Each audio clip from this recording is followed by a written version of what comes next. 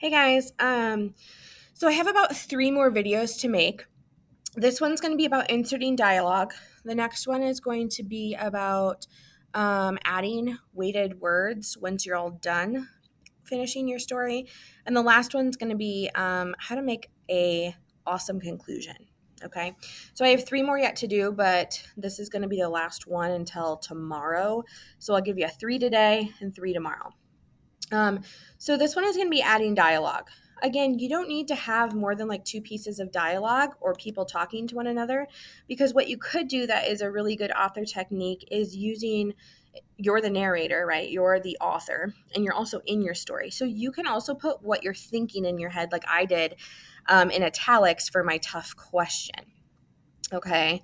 So you could put your thoughts in italics, and that really paints a picture of what you are thinking and how it might be different from how you actually respond. So I'm not finished with my story, so I'm going to write with you today and insert my dialogue as I go. And in the last video, I talked to you guys about my dialogue that I'm going to insert that I feel is important is my grandma giving me words of the wiser, and then my response is my aha moment. So I'm actually, again, hitting 2 birds with 1 stone or doing 2 tasks at once. I'm inserting dialogue that's important, and that dialogue happens to be to notice a note signpost.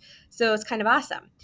All right, so I left off with getting in my car crying, going through McDonald's, ordering fish fillet. I grabbed a second meal and a hot fudge sundae with nuts, grandma's favorite. She always knew what to say on a day like this. As I rounded 2nd Street, um, I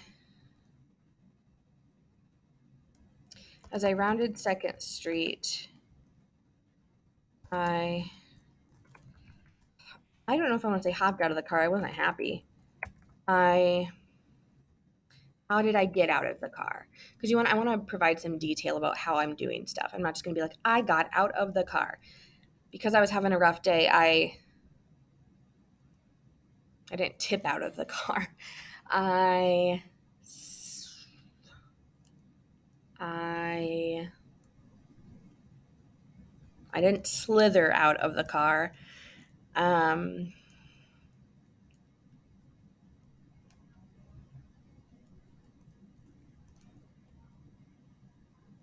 it's hard to think of some good words, so I'm going to give you guys a tip that you can go to thesaurus.com, THE, like the, and then saurus, kind of like a dinosaur, SAURUS.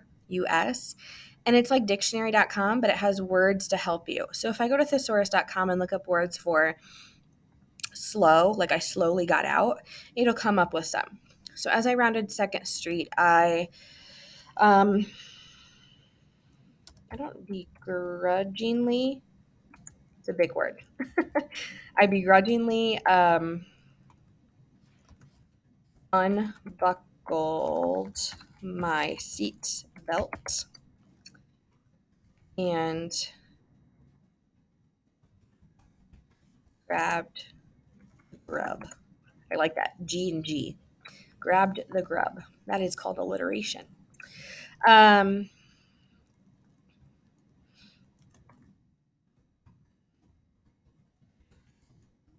when grandma and grandma. So if I say grandma, a lot of you ask this too.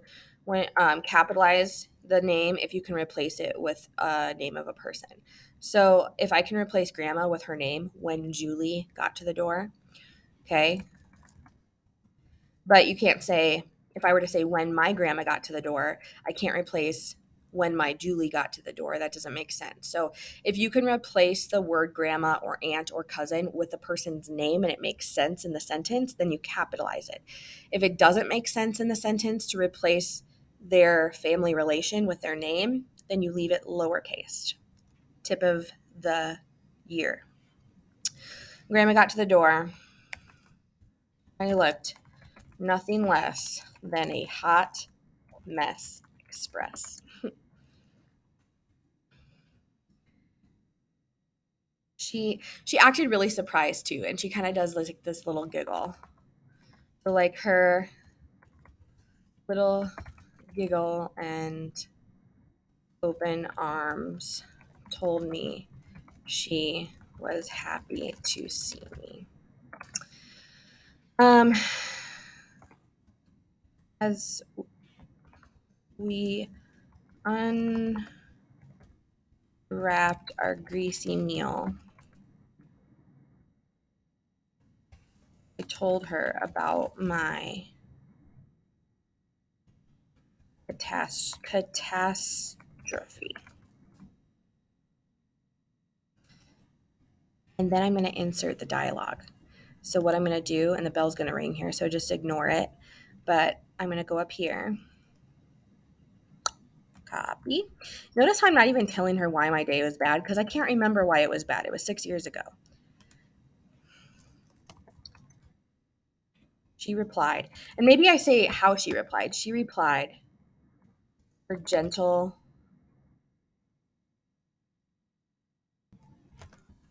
soft hand on my shoulder.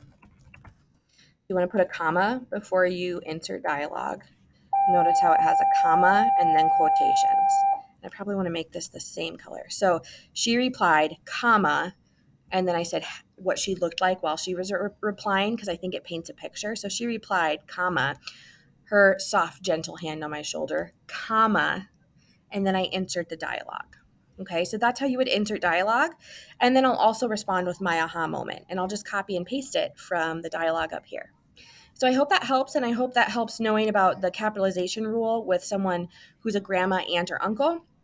I hope you also took away, you can explain how someone's saying something or what they're doing while they're saying it. Maybe they're crying while they're replying to you or saying something. Maybe they're saying it very sternly. And you can mention that in between your dialogue. So hope that helps. And those are your 3 videos for today, and you'll have 3 more tomorrow.